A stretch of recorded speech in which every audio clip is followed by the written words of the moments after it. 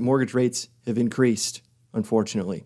Rates, according to Freddie Mac, who does a weekly rate survey, at the end of last week, the average 30-year fixed rate was sitting at 3.06%. Compare that to 2 months ago, that average rate was closer to 2.75.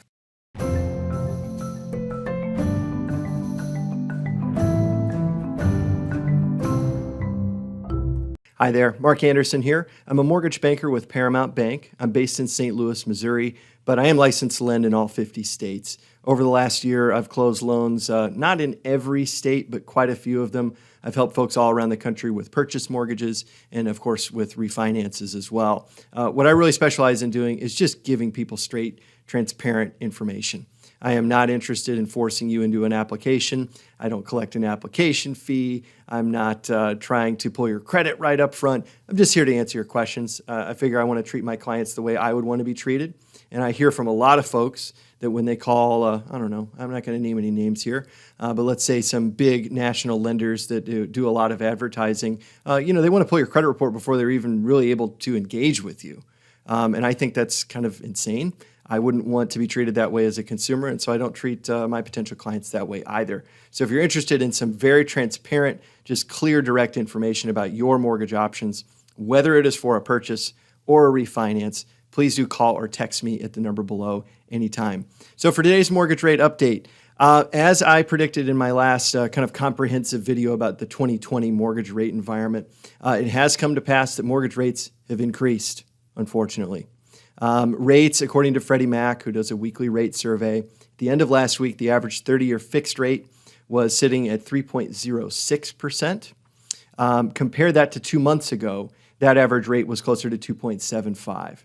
That's resulted generally across the board, no matter what lender you call. If you talk to them 2 months ago versus today, for your scenario, you're probably looking at a 1/4 point or a 3/8 of a percentage point bump in the interest rates available today versus what was available back then. So the big question is always, is what are the rates going to do tomorrow? What are they going to do next week? What are they likely to do over the coming months? And what I'm going to try to set out to do in this video is to make a case for my opinion, which I'm going to hedge my opinion by saying this has always been a very difficult market to predict. And I will not tell you that I can read the tea leaves perfectly, but based on some fundamentals I'm going to walk you through, I'm going to make the case that it's very unlikely that the rates are going to fall back to the levels that we saw last year. If they do, it will be on a very temporary basis. There will be something extraordinary that happens that causes that change to occur, and it would certainly have to be something very, very difficult to predict and certainly difficult to time just right. I think the broad trend, as I predicted in my last video, is toward higher rates. I think they're going to go up slowly but steadily over the next 6 months to a year. I hope I'm wrong. It would be really nice if we could get back to the rates that we saw toward the end of last year. Of course, that would be really great for pretty much everybody. But I'm going to turn to a discussion of the bond market and then talk a little bit about the Federal Reserve, just to give you an idea of what's informing my opinion that rates are very unlikely to improve, and in fact, they're much more likely to go up over time. So the bond market, just as a refresher, bond prices are actually what dictate mortgage rates. The Federal Reserve does not directly control mortgage rates. Really what a bond price is, when I'm looking at this mortgage bond price chart, this is the price that institutional investors are willing to pay for pools of mortgages. Therefore, as the price that they are willing to pay goes down, the actual mortgage rates go up. And if we look back, this is a 2-day view. Let's go to the month. If we look at the last month, what we see February the 16th, the particular bond that we're looking at here, the price was 104.81. If we compare that today, we're down to 104.43. Well, what do you know? That kind of works out pretty well to that 1/4 point difference to 3/8% difference in the actual mortgage rates. So that's really what's driving this. Now, what is driving the bond market? The main thing driving the bond market right now, I would say the biggest thing that's influencing it is the same thing as the biggest factor that influenced it all throughout last year, and that's the Federal Reserve. Specifically, it is the Federal Reserve's bond buying program. There are a number of other policies, including one other we'll talk about here in a second, that have something to do with this. But it's mainly the fact that the Federal Reserve is continuing to buy a very large amount of these mortgage bonds that's kind of keeping these prices higher than maybe they otherwise would be if the Fed exited this market as a buyer. Chairman Powell from the Federal Reserve came out today, we were all really looking forward to this for some answers about what's going to happen next. Now, unfortunately, as is the case with pretty much every Fed chairman in my lifetime, there is a little bit of an art and maybe some alchemy associated with reading the tea leaves of what he has to say. And today, I would say, generally speaking, it confirms some of the things that I thought. There may be a couple things that are up in the air. Primarily what we're seeing is the Federal Reserve is indicating that there are some key indicators in the economy that are getting better. So, for instance, there's been some revised unemployment predictions that show that unemployment is maybe a little bit better than expected. Also, GDP figures are expected to come in actually much better than some other recent predictions. So, good news generally is an indication that these temporary policies that the Fed has put in place are perhaps no longer going to be necessary. When the economy improves to a certain level, as Chairman Powell indicated today, a certain undefined level, he's very cagey about telling us precisely what numbers he's going to be looking for. But it's certainly the case that when the economy improves enough, the Fed's going to stop doing all of this stimulus. And that will almost certainly have an impact on increasing the interest rates.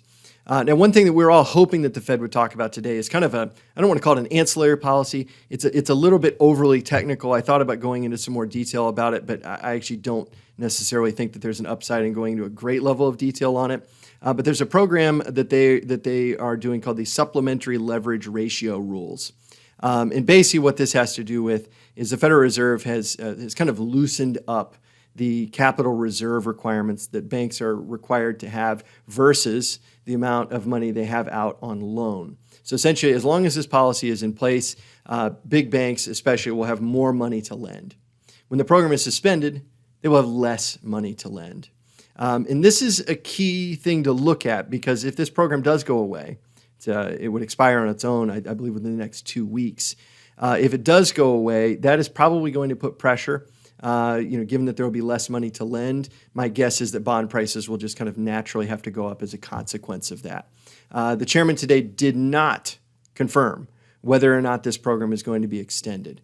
Now, whether it's extended or not, I don't think that this particular program is going to move the needle in a big way, certainly over the mid to long term. It is certainly possible that if he comes out and says that the program is going to be extended for a certain period of time, that may be a day where pricing gets better for a very limited time period. I don't expect that the result will be big, but that is something to watch out for, and it's something that I am keeping pretty close tabs on. But overall, big picture, to get back to my basic argument that there's not much reason to believe that the rates are going to actually get better. The Fed said basically that there's enough indicators of positive improvement that maybe what they're doing is working to a degree, but the improvements are not significant enough to pull the rug out. Now, here's the key. What he did not come out and say is we need to start doing additional things to stimulate the economy. It's all a question of not if, but when these temporary policies are going to end.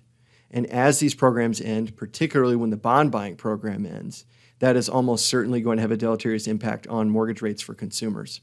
And that's fundamentally the reason why I believe what I believe, that there's much more reason to believe that rates are going to go up and very, very little reason to believe that they are going to go down. I would be happy to talk to you about your mortgage scenario, whether it's for a purchase or a refinance. Please call or text me at the number below anytime. Please also like the video, subscribe to my channel, and please share it with anybody that you think might find it useful, if not very slightly entertaining. Thank you very much for watching.